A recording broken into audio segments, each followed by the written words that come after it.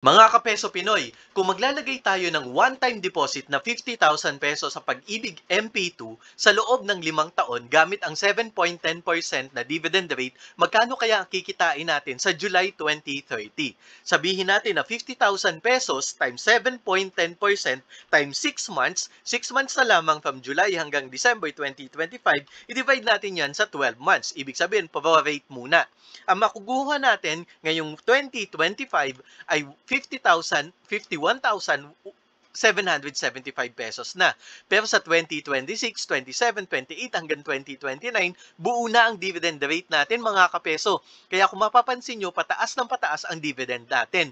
Yan ang tinatawag na power of compounding. Sa 2030, January hanggang June 2030 na lamang tayo maghihintay. Kaya ang 68,000 natin times 7.10% times 6 months, divide ulit natin sa 12 months para prorate.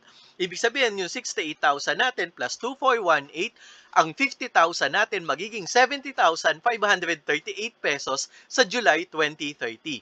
Ikaw, kapeso, ano ang kwentong Pag-ibig MP2 mo? I-share mo naman sa amin para matuto din kami sa iyo.